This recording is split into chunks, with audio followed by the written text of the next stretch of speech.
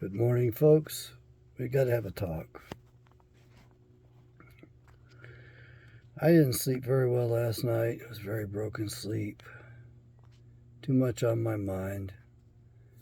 Thinking about boundary violations, thinking about how I'd been wronged by a lot of things. I don't like it when I get into that victim position. I realize to a certain extent I contribute to my own demise, if you will. That I contribute to some of these bad things that it seems like I invite to happen upon myself. I guess that's part of my psychological not so health. I've had a flood of ideas in the last 24 hours. I think the most important thing you need to know is that even though I think a lot of the Bible remains unfulfilled, and I think there's so much there that has to happen before the end of this age, that I don't see how it's possible for all of that to happen and this end to come about as it appears to be coming about at this point in time in history. You will find that you might not be sleeping very well. You may find that your blood pressure is a bit on the uncontrollable side. You will find that you are stressing, that your thinking is stressing you, your own personality is being brought to bear and stressing yourself. A lot of that is because of the sun's changes and the changes the earth is going through. So a large part of it also is manipulated by our keepers, by their constant pressures upon us, which they're doing purposely, quite wittingly. They're doing this to us in order to really take us down.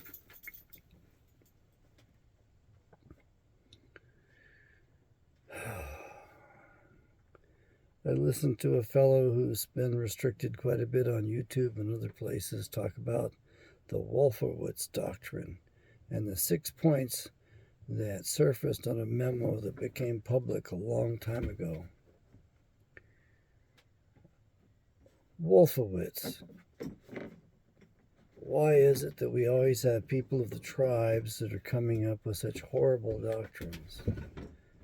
The Wolfowitz doctrine is the doctrine of devils. I'll call it that. Basically, it says the United States, because it's the most powerful nation, or has been the most powerful nation, because we're about to lose that power. I have no doubt that we're going to be taken down to size. Pride goes before a fall, and we're full of pride. Basically, the Wolfowitz doctrine has 6 points which came to the conclusion that the United States could take preemptive strikes anywhere and do anything it wanted, any place, in any time. And certainly, we've had the military to be able to pull that off, and the rest of the world didn't have the military to be able to withstand it. And at this point, I can tell you truthfully that having lived in Europe as a little boy, the people loved us around the planet. But that's ancient history. They don't love us around the planet anymore. They loathe us. We've become a land of devils and thieves to them. Look at how we pulled out of Afghanistan. Now, I want you to think very carefully about this. Now, I think the Afghanis had $7 billion invested in different bank accounts, if you will, different stock accounts, different market accounts around the world. That's a little country. It's really poor. Think about it. $7 billion. A lot of cities' budgets probably consumed that much in a year in this country. And yet we stole $7 billion. That's like taking a beggar and he's walking around with a sandwich somebody just gave him. That's like us, walking over and taking his sandwich away from him. And we've got all the money in the world, all the sandwiches in the world that we ever could want. But yet we got to steal his stinking little sandwich. Now, this nation is going to be held to task to task for robbing Afghanistan. However, we did give them a gift, didn't we? We left behind how many millions of dollars or billions of dollars of modern weaponry? That wasn't an accident. That was done purposefully to arm up the communists in that neck of the world, to get these wars perpetuated into the future. You see, these boys, when they're finishing up a conflict, always prepare for the next conflict, and they look ahead. Let me give you another example. Subito Bay. All of the ships were gathering there after the end of the war, and they were loading on heavy vehicles, armored carriers, armored infantry carriers, ambulances, artillery. Everything was getting loaded on the ships, getting ready to come back home. Or so one famous Colonel Prouty thought they were coming home. And he was buddies with the sergeant, high-ranking sergeant at that, who was in charge of this whole thing. And the guy who was basically quartermastering for it, if you will, who was in charge of the loading of the ships and all that stuff. He asked his friend, he says, "So this stuff is going back to the States, huh?" And his friend says, "Oh, no. They don't want to see this back in the States. None of it's going back to the States. This is the end of World War II. Subito Bay. Where was it going?" His buddy told him where it was going. Half of it was going to North Korea, and the other half was going to North Vietnam. You see, when these banker boys finish a war, they've already got the next war, 2 or 3, planned up in advance. So in case you're wondering, what's going on right now is another planning by the bankers. Planned at Jackson Hole, Wyoming.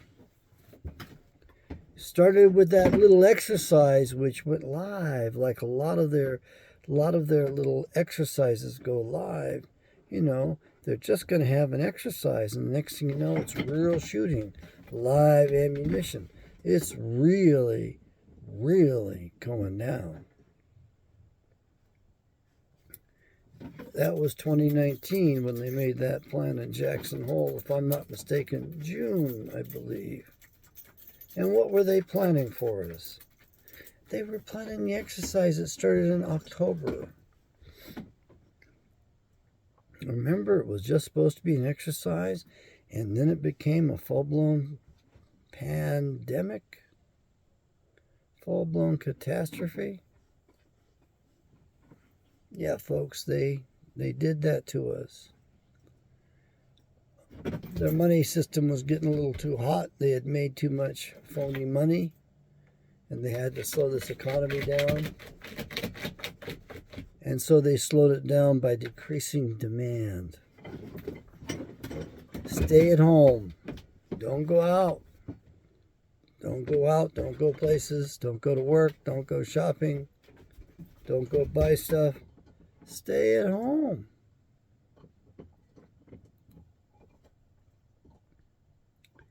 There's a country on the planet. Very noble people. Ain't too much wrong with them. Never has been too much wrong with the tribe of Judah. Yeah. And then there's this little group around the world that decided they were going to take the place of the tribe of Judah. Now, Judah was a really strong man. The only other dude in history who matched Judah's strength was Manasseh. Yeah. And guess where Manasseh is today? Now, Manasseh means forgetfulness, amnesia. So Manasseh has forgotten his identity. Judah, on the other hand, for some reasons not doing too good in their memory either. But they were doing great. They had the best music on the planet ever in history. They had the best music. They had the best culture, the highest culture, the best artwork, the best architecture, the best philosophers, the best scientists who had discovered a lot of the secrets of the universe that were so advanced these guys couldn't even get it out to other people. Yeah. They were the real deal. And the Bible says very clearly that Judah was to hold the scepter, the authority, until Shiloh's return. And yet, we got the bad guys on the planet talk the rest of us to focus in on that little country. And we ain't done with them yet. That's what this war's about, is putting those people down. And I don't appreciate it very much. I lived there as a little boy, and I was scared shitless when I went over there, because I watched that propaganda, all those black and white videos, and that rabid man on television.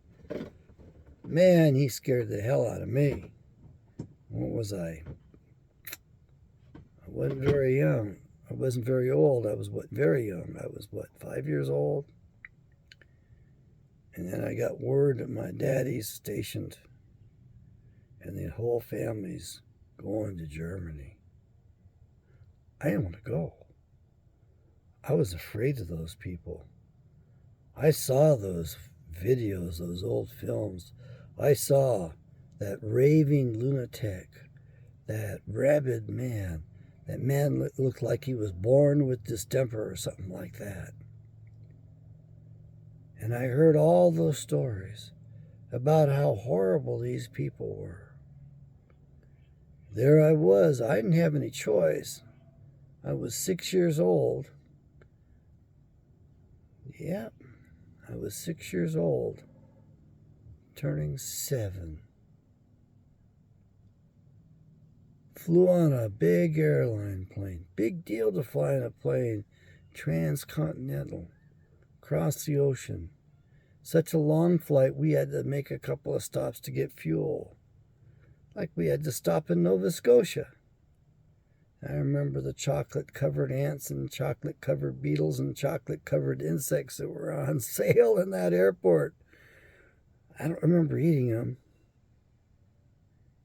I don't know.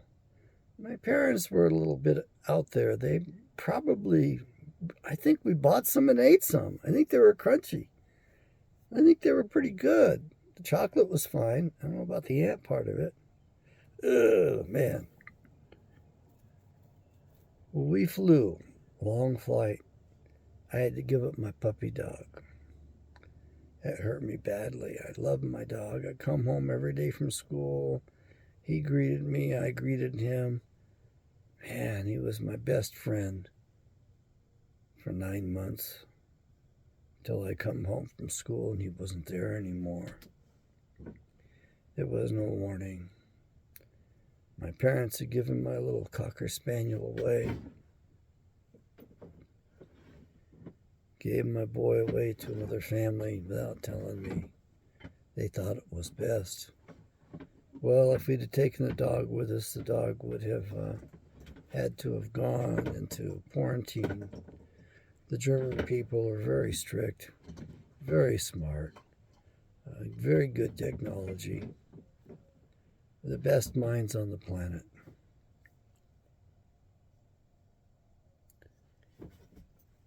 And I was scared as a little boy. But you know, I was kind of amazed because I'm looking around at these people. They're more logical than we are. They also are more innocent. They tell on themselves all of the time. They reveal the truth about things all the time. They weren't deceptive like we Americans were. And the countryside, yes, the cobblestone streets and the streets of the places were narrow. They were clean. They were cleaner than American cities. And the countryside was like it was groomed. And they had been rebuilding, and they weren't doing all that well, nor were they doing all that badly. What they had, they took care of.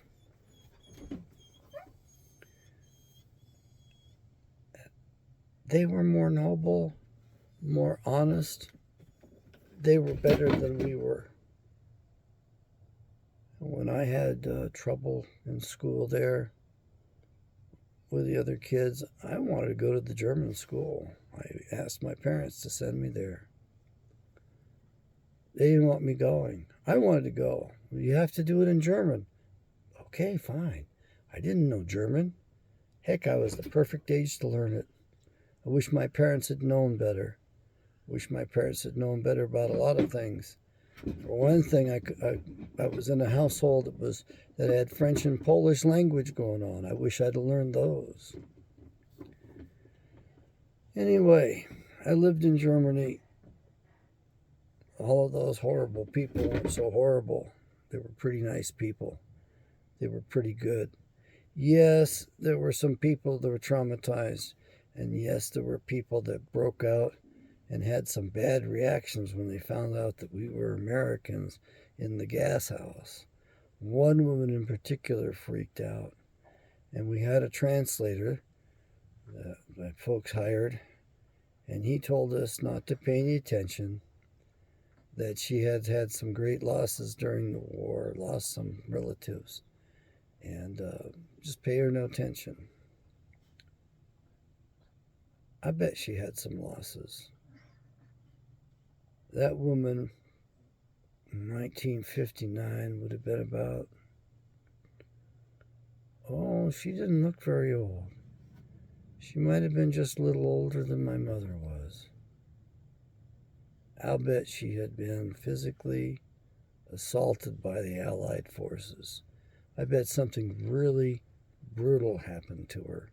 And it wasn't just that she lost people in the war. There's some movies out there that'll tell you about those atrocities committed against the German people. And I'm here to tell you that they were better than we were. They were more honest. They were more intelligent, more intellectual, more rational. They ratted on themselves all the time. They were better than we were. I was just a little boy and I knew that. And it scared me watching the troops inside the fort, especially in Heidelberg, Germany, as they goose-stepped their way around. I mean, nobody cared too much for that marching style. Didn't look natural. Didn't look like it was any good for the troops doing it. But they certainly were disciplined and certainly marching together.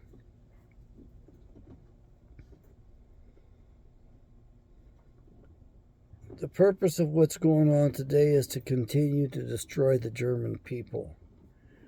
World War II wasn't good enough. And there were like 15 million more Germans, or at least 12, maybe 15 more million Germans killed after World War II was over. Then, more Germans killed after the war than during the war, thanks to President or General Eisenhower, who was Swedish and Jewish. There's some nicknames for him, which I won't say.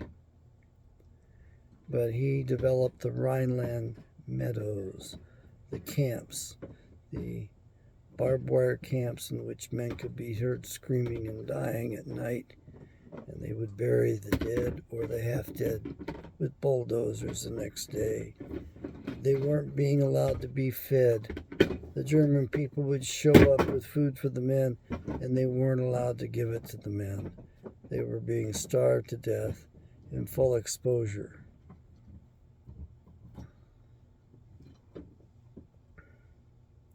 By the way, the first concentration camps, real concentration camps, were developed by the British against the Boers in South Africa.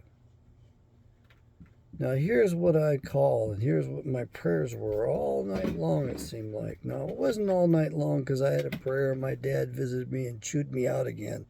And it was pretty traumatic, and I don't even remember what he chewed me out about in the dream, but I had kind of been half joking, telling guys, hey man, I'd love to have my daddy around to chew me out at least one last time, real good or something. Yeah, I miss him that much. Yeah, I got my wish and my dreams last night, full color. My dad was pretty young. Dad was pretty rough on me. Mom was pretty rough on Dad. We were all pretty rough on each other, I guess.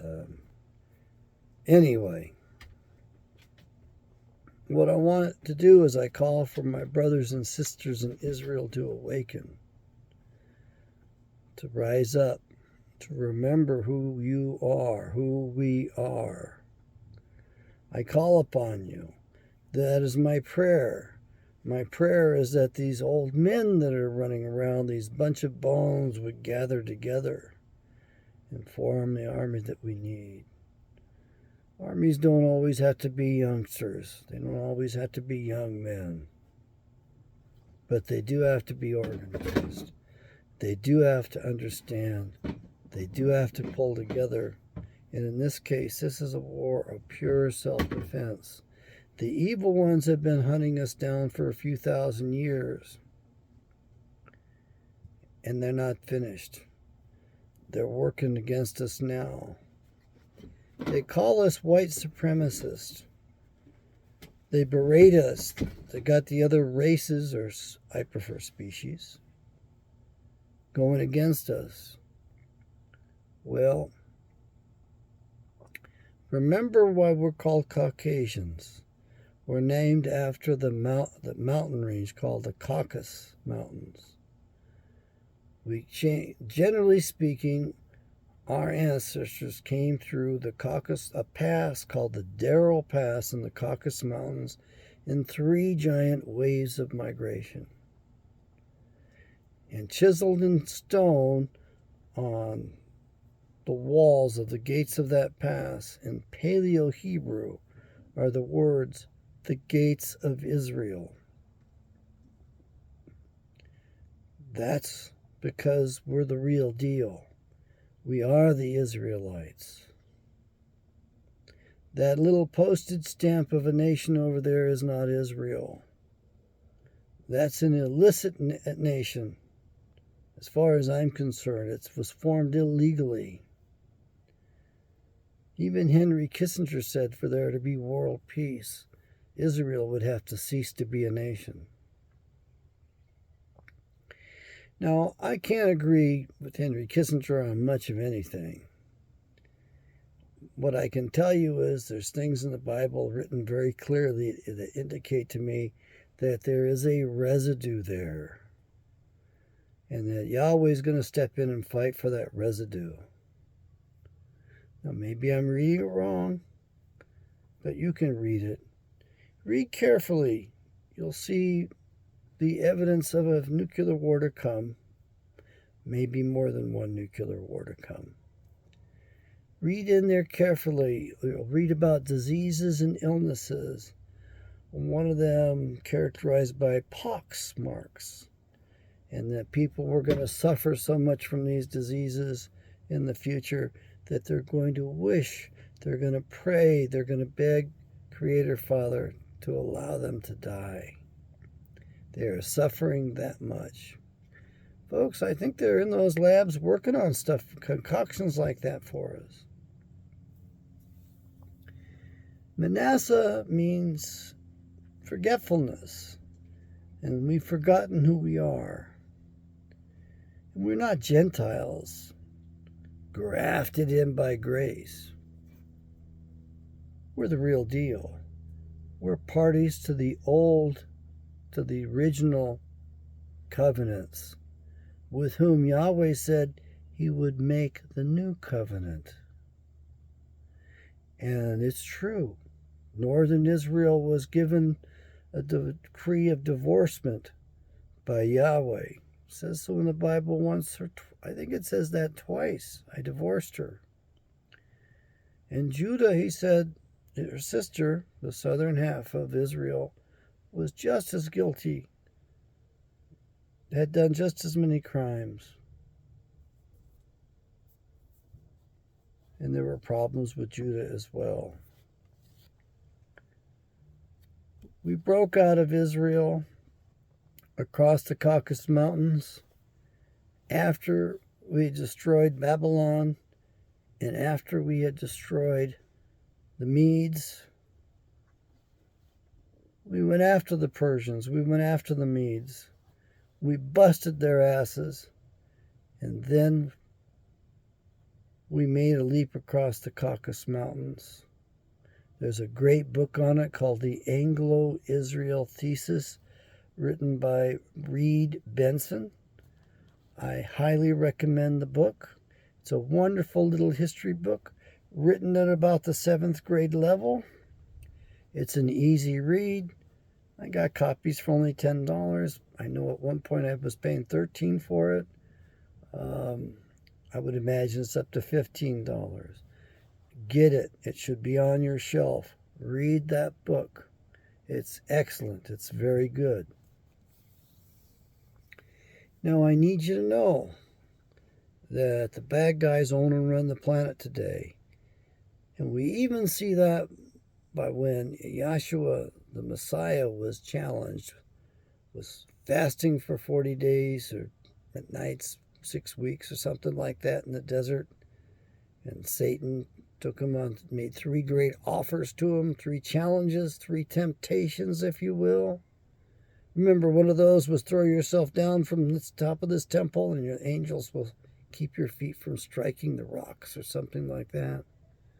But the big one was look at all of these domains, all of these kingdoms around the earth. He was shown all of those and told, all of these shall be yours if you only bow down and worship me.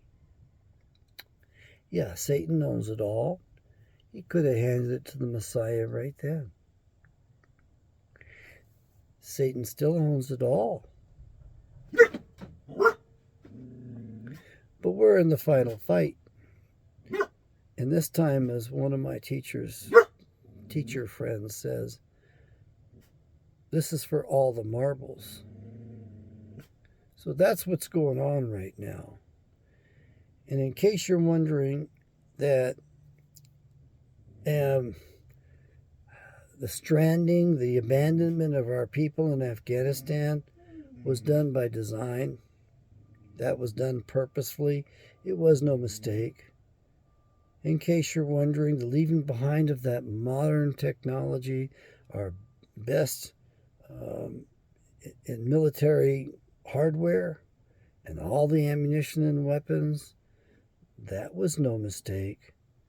That was by design. Just like Subido Bay, where at the end of World War II they planned for North Korea and South Korea, and North Vietnam and South Vietnam. See, these guys have already planned the stuff they're going to do to us, the stuff they're doing to us now. They planned a long time ago. My grandmother was a very wise woman. She was very smart. I'd love to see her and have lunch with her, and I'd love to chide her about having been a suffragette. I think that was a big mistake, and I would tell her how at this point, and I would hope she would accept my rationale and accept that I am correct about that. But we don't understand Yahweh's will very well.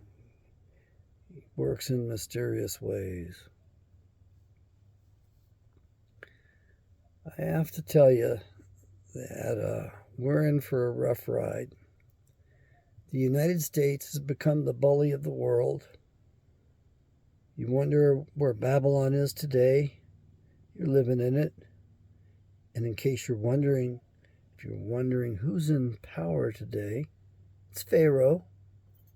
Descendants of the real pharaohs are running the show today. Don't kid yourselves, they're on top of the show. And guess what? He's getting his power from the women behind the scenes that are running the whole place. The Nadis, the Nagas. I have to talk to my buddy from India and ask him about that. They're the power behind the scenes. They are the children of these women the offspring of these women. They're not nice women. I can't wait till the horror of Babylon is revealed. I know there's symbolism, and this symbolism for the Roman Catholic Church, that horrible institution.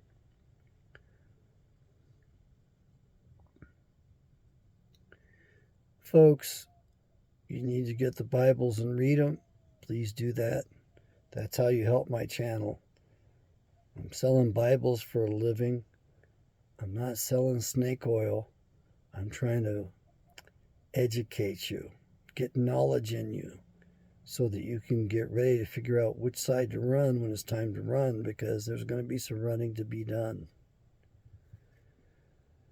Now, Signer, the seer in South Africa. Oh, by the way, the largest grouping of Israelites on the planet is the North American continent. Between Canada and the United States, the continental states, we have the greatest mass of Israelites in the world right now today. The United States is a great Israelite nation. Notice I didn't say the great Israelite nation. However, we are called the great nation in the book of Genesis by Israel, the man, Israel, the father, who adopted Manasseh and Ephraim as his own two boys, Jacob's sons. Remember that Jacob worked for Pharaoh.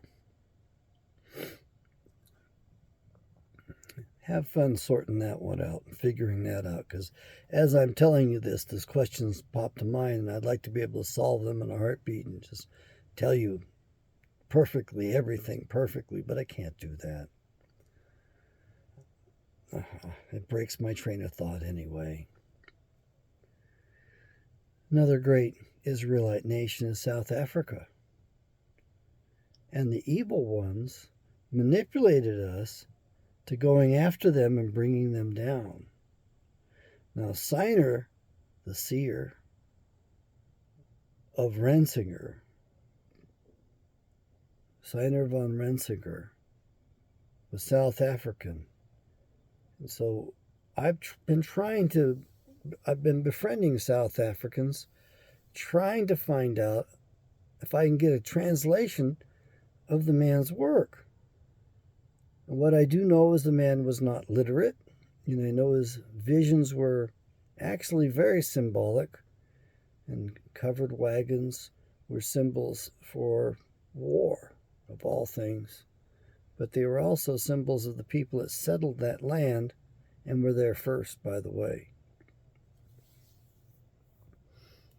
Another great Israelite nation is Chile. Chile was doing great until the last president. The last president was a communist. The woman opened the doors to incompatible peoples, and they screwed that wonderful nation up. Yes, we're struggling everywhere across the planet. And then there's quite a few Chileans and Argentinians that are Israelite descendants.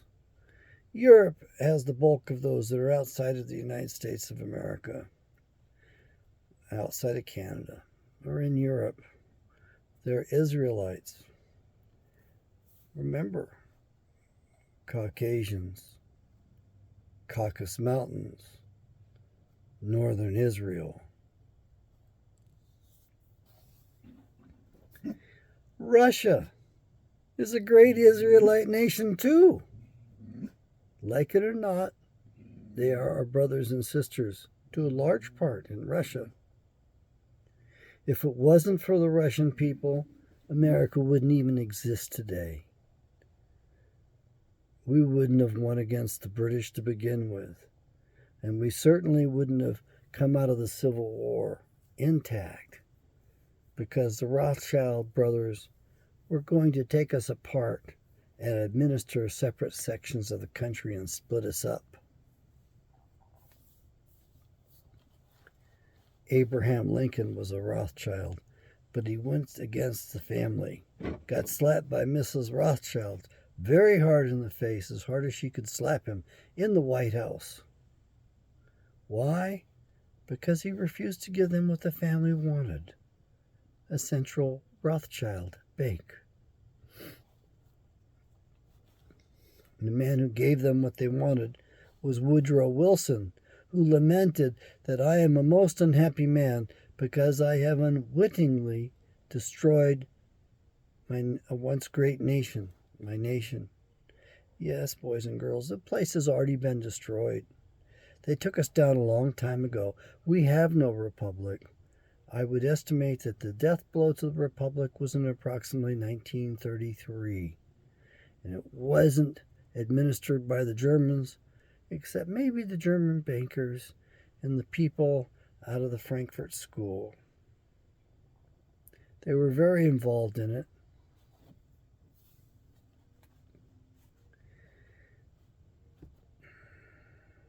They gave us that rotten 17th Amendment that provided for the direct election of senators, which resulted in this political class, of which Mitch McConnell is the king of it. Oh, and by the way, Du Bois got serious financial holdings in Ukraine. Now, if I was president, I'd love to be president. I'd be a sheer dictator. I would be. I'd take all the power. And one thing I'd do is I'd arrest all the criminals. It would be easy to do because I know where they are. Well, the bulk of them. I'd just wall off Washington, D.C. Nothing gets in, nothing gets out. And we sort them out. And I would tell you, boys and girls in your own states, get rid of your state corporate governments. The corporate governments are not proper state governments. Put in proper governors and legislators. You have to do that at the local level, at the state level. Anybody who's got any investments in the Ukraine, who's sitting in one of those seats in the Senate or the Congress, should be held, investigated, charged with the treason they've committed, stripped of everything, including all their assets. And we take our time going through it with a fine-tooth comb, and we take everything away from them, everything back, and we make sure that the country knows of what their crimes were. Yep. Vote for me, boys and girls, men and women. Ladies, since you determined these elections, yes, vote for me. Make me president. Give me about 5-6 years. And I need a lot of help. I need a lot of good men. I know of some, but they're getting a little bit too old to serve. And as I already told you, I admitted that I ain't worthy of it. I don't have the qualifications. I don't have the stamina, the stability, the intelligence that's necessary. I don't think I have that. But I sure as hell can advise the guys, I can tell you that. But I'd arrest the criminal class. I'd grab up all these bankers as well and hold on to them while I looked into their lives as well. It would be a protective custody. So it would be in their best interest that I take them into custody and protect them. Just like at this point, probably the Supreme Court. They need to be in protective custody too. Look at how the left is going after them, which they deserve. I hope you fellows on the Supreme Court realize you brought this on yourselves. You gave us Roe v. Wade. You gave us a bloodbath of 70 million innocent souls. Across, 47 years? 45 years? Oh, and yeah, by the way, I would tell you, we're going after gay marriage too, because you did that from the bench.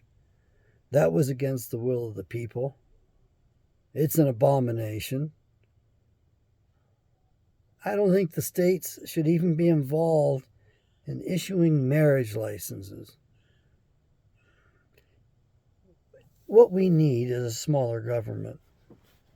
And if you want to really have a life of liberty, if you want to really have a good liberal life, you need a conservative government to be able to enjoy that.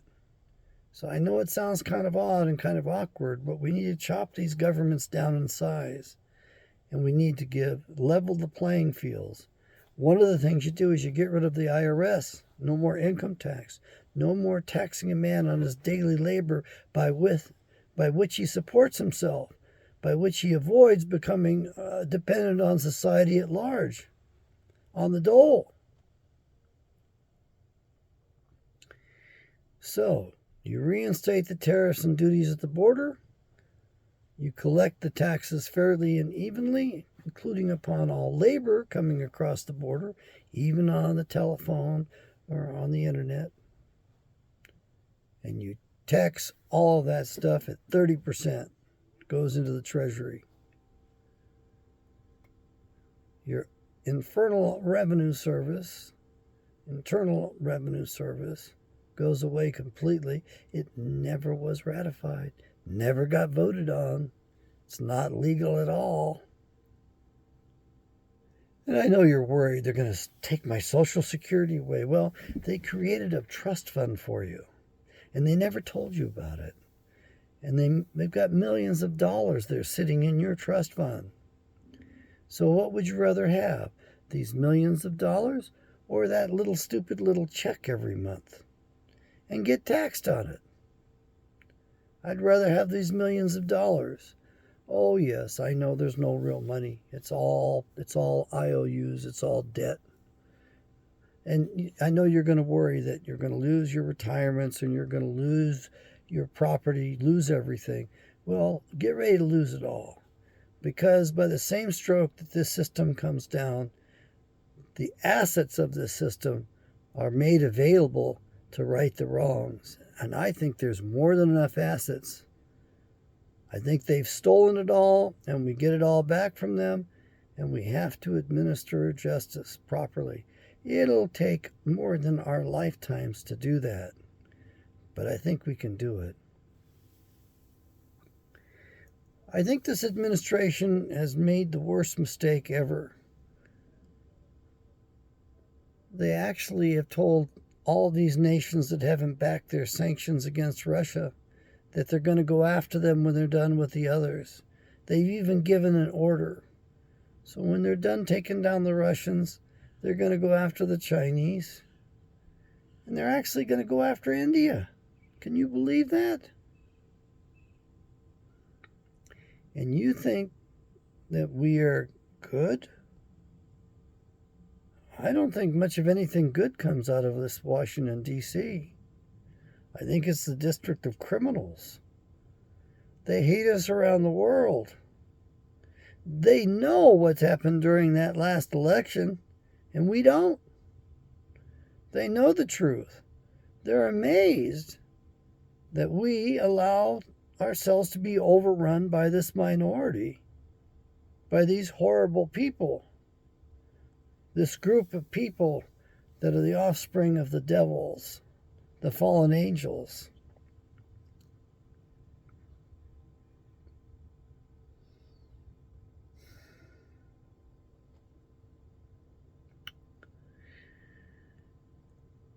According to the Signer von Renzinger, we're going to engage in a civil war. The civil war starts in the middle of the country. Now, has that already started? Did Antifa and Black Lives Matter kick off the Civil War? Have they? And what was that group beforehand that trashed up all those cities? What was that group called? Who backed those groups? The banksters. George E. Soros. You ought to look into the lineage of people like Bill Gates, Jeff Bezos. See who their grandparents were, who their parents were. See which ones have eugenists in their lineup. Yeah. All that stuff that we accuse the the German people of, eugenics and genocide and all that stuff originated right here. It was homegrown. And we let those wealthy people conspire from our own shores, and they ran the war from Manhattan.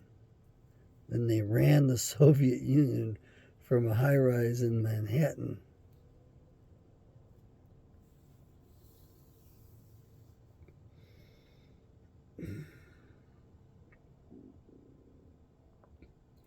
What do you need to know today? You need to know that everything's been laid out in advance and it's going to unfold as it's been laid out. It's not all been laid out by Yahweh either. Well, in my opinion, the bankers have laid out most of this stuff for us. They've divided us. They take great pride in the division. If you don't believe me, you should see the video in Trump's speech in which he talks about how wonderfully America has never been divided more than it is today. They're all proud of it. They're all in this together, including the Donald. Yeah, wake up. Anybody who is an Israel firster should be kicked out of America. If you're not an America firster, you don't belong inside these borders. Anybody who says they're a Zionist should be kicked out of our borders, because that has nothing to do with America. We're being led around by our noses, dragged around by that little postage stamp of an illegal nation, a nation of criminals founded upon sheer terrorism, giving the rest of the world sheer terrorism. They trained up our police. Our police wear black today, which is good, very symbolic of the evil empire, which we have become.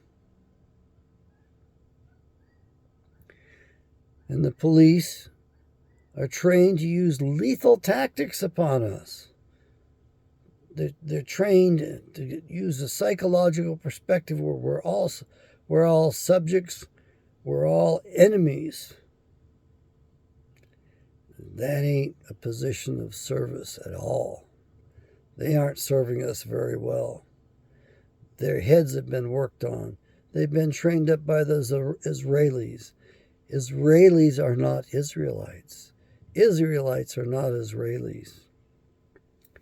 There might be a residue in Jerusalem of Israelis who are Israelites, but that is the exception and not the rule. The rule also is that most of those people are good people. However, they can be called upon at any time to do horrible deeds. And we suspect Randy Weaver was one of those, that he and his family were called upon to fake up that stuff in order to draw out people. We think that's what the Montana Freemen were about.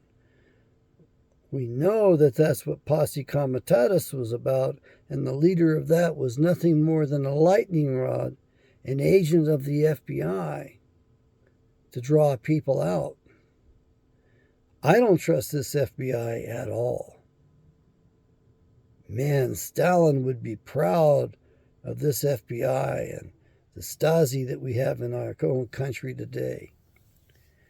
None of the crimes have been investigated. Why should the CIA exist or the FBI exist as long as the John F. Kennedy assassination has not been solved fully?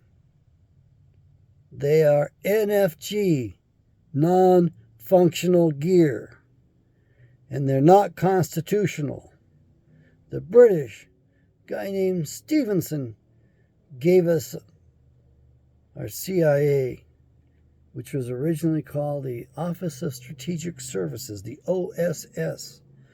I don't think the British ever really released it to us. I think they've been in there meddling the entire time. Oh, and there's several branches of the CIA, separate branches that are working against each other at times too. Yeah, Two of them were operating during the Kennedy assassination at the same time. Talk about an organization that needs to be halted. I don't think they're defending us much at all. And I think we owe it to the world to fight among ourselves and get this over with. We owe it to the world to make sure that the right leads the way. Not the right hand or the left hand. There's a warning in the Bible about that. I'd like to see them working together. I'd like to see a really severely conservative central government. I'd like to see the power go to the state, back to the state governments where it belongs. And then we can live liberal lives, less restricted by the bullshit stuff they've pulled on us for decades in this country. The manipulations, their psyops, their psychological operations. And half or more of all the psychologists and social psychiatrists work for the government and the corporations behind the scenes. They don't have licenses. They don't need licenses. And they're running experiments on the rest of us all the time with giant computers. And they're doing multiple experiments at the same time. And they already know how a lot of these things are going to come out. And every time they come out differently than they expect, they learn more about how to better manage us for their masters. Yeah, psychology manages the plantation for their masters. You don't believe me? Go read the big book. Go read Carol Quigley's book. Published in 1964. Manuscript finalized in 1962. Only 2,000 of the original books were published. The author, Carol Quigley, was told he had to reduce it from 2 volumes into 1 volume, so he had to cut it down quite a bit. I would love to see the original manuscripts. And then in those 2,000 hardback copies, they named names. They didn't spell them right all the time, but they named names.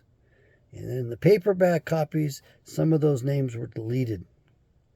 And then if you don't believe me about who the enemy is, go read their Bible and get their best version of the Bible published in 1965. I'm looking for one for myself, but I have other priorities. And you will find in the 1965 Schofield Reference Study Bible the headings that reveal everything. The study notes and the footnotes that reveal their plans. They plan on pitting Christendom against Muslims. Why? So that the two can waste each other. They can destroy each other's substance. That's how they work, boys and girls. They pit the parties against each other and stand out on the sidelines, laughing their asses off all the way to the bank as they rob us of our wealth. Richest man at the turn of the century was Sir Rothschild. No, what was his name? What's his first name? Sir Evelyn de Rothschild owns 51% of the earth, 51% of the wealth. At the end of the 20th, what's this? This is the 22nd. This is the 21st century. At the beginning of the 21st century, he was the richest man in the world. Now tell me, how did Sir Evelyn de Rothschild come about his great wealth? Now, tell me, who was the richest man in the world going into the 20th century, the previous century, from the 1800s into the 1900s? The richest man in the world was the Tsar of Russia. How much did he own? A mere 16% compared to 51%. Now, how did the Tsar come about his wealth? Honestly, for the most part, he inherited it. And as upset as you can get here sitting in America, remember this. If it wasn't for the Tsar interfering in the Civil War, we wouldn't be here today. We would have been divided up a long time ago. The French and the British were going to come in here and take us over. Now you understand. Well, maybe you don't, but you will in a second here. Let me back up a little bit. The Tsar of Russia lent us his navy.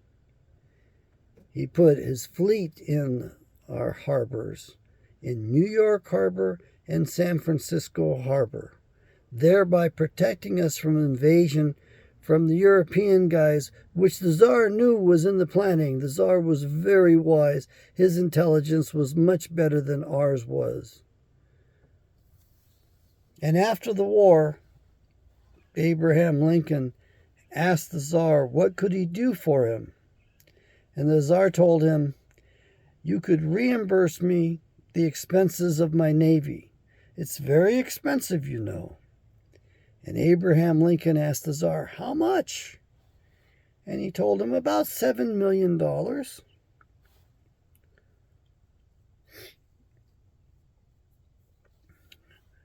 Abraham Lincoln could not go to the Congress and ask them to pay off a debt that they hadn't consented to in advance. So the two worked out a deal. The Tsar did not sell us Alaska. He leased us Alaska for 100 years. The lease has been up for quite a while. At least 50 years. Yep, just about 50 years. He leased it to us for $7 million. However, in order to grease the skids, $200,000 in bribes had to be added to it for the finest congressman money can buy, as Mark Twain says. Yes, we have the finest congressman money can buy. That's a famous American tradition. God, I'd love to be president and just wall off Washington, D.C. I'd pick a new place for the capital of America. What did Edgar Casey say? Phoenix, Arizona, city of snakes. You don't deserve it, but that's all right. After the big earthquake, you people are going to straighten yourselves up. Believe me, when all those overpasses come down, when all this structure gets leveled out, and when you lose a lot of the land mass here, yeah, it's going to take that much land. At least from what Edgar Casey wrote, it will. And I will have waterfront property to sell you in Phoenix, Arizona, too. Well, Edgar Casey said it would become a deep water port, and it would be the capital, the future capital of America. I don't have his books anymore. They've been gone a long time.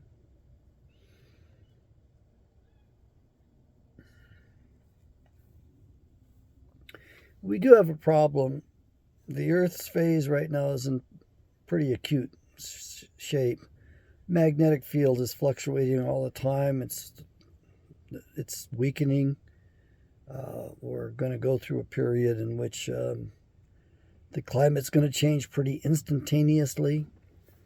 It's a real climate change, not this bullshit they talk about. It's the real deal. Probably an ice age. Yeah, probably an ice age. Maybe an instant freeze. The Earth is designed to recycle itself. And at the end of an Earth age, there are birthing pangs. Birth pangs, and we're going through those. And this one's going to be a tough one. It's not going to be a light one.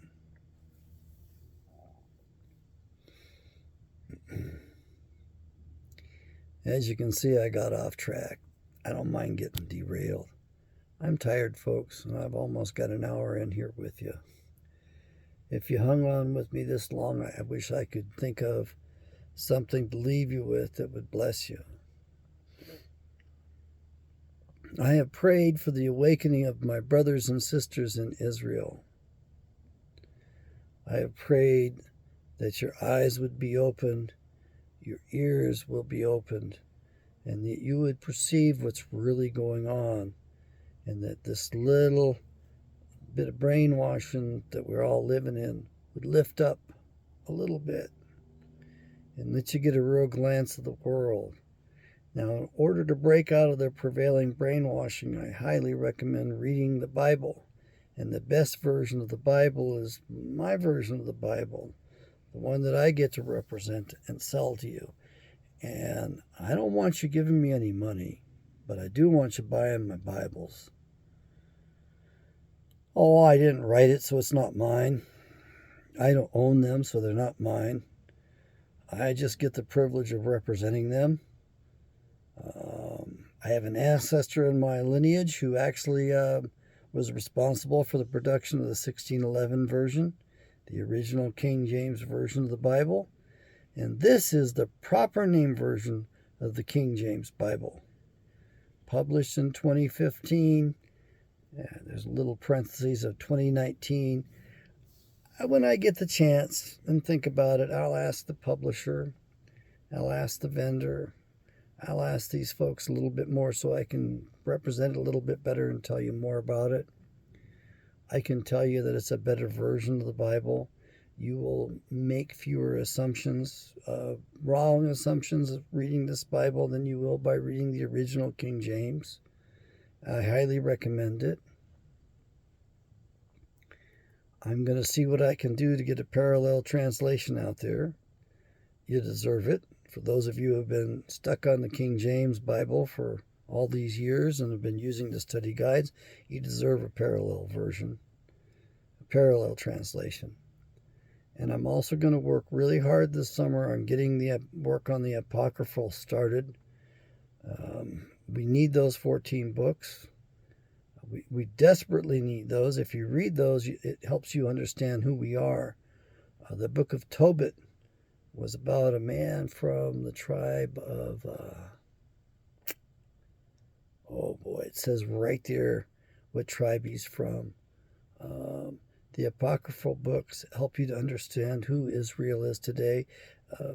The Israelites never were lost to Creator Father God, Yahweh, not to their Father. He knows where we all are.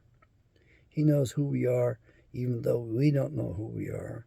You do need to realize who you are, and you need to claim that inheritance. It's important that you bring yourself fully in line with the covenants. You can't just idly walk around like some jackasses, and I could name them, but I won't name them, that claim that all you have to do is be a member of the race. I'm sorry. That's hogwash. I think there's more to it than that. I think you have to be parties to the original covenants, and I think you have to become a party to the new covenant. And I think those are two different steps, two different qualifications, two different stages. And I think you have to work out your salvation too. Work. You think it's given to you by grace. I don't know. Read it for yourself and make a determination for yourself. Don't go by what these lying pastors have been telling you and me all of our lives. Don't go by that. Even Isaiah wrote about our lying pastors today. Gee, were there pastors during Isaiah's day? There were priests. There weren't pastors. How come Isaiah got it so right?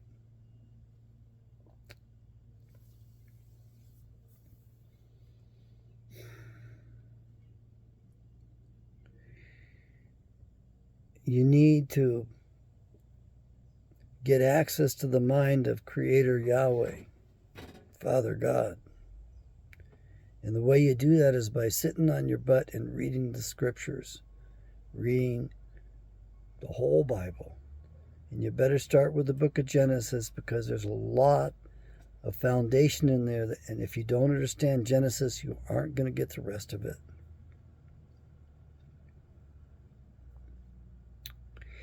Read it. Learn the name of the characters. Learn the plot. Study it. Extract from it. Mine data from it. Learn lessons from it. Find out what money is. Find out what the laws were that we agreed to at Mount Sinai. Learn what the blessings are for obedience to those 10 commandments. Learn what the curses are for disobedience to those 10 commandments. And read about that, because that's where the United States of America is. Cursed for disobedience. Yeah. You read about that. You'll read about your country today. Oh, and read about Barak. Do a word study on the word Barak in the Bible. That'll be very enlightening for you.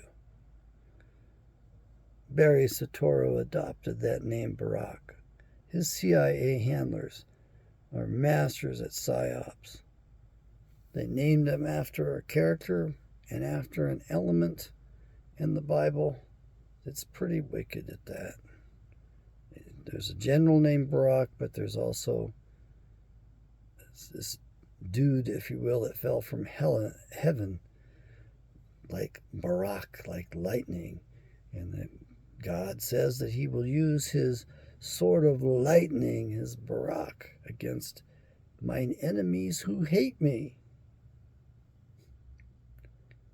Do you want to be an enemy of God? An enemy of Yahweh? An enemy of our Creator Father? All right, we're way over. Get the Bible, start reading them. You got questions, ask. I'll do my best to answer you. Bye-bye.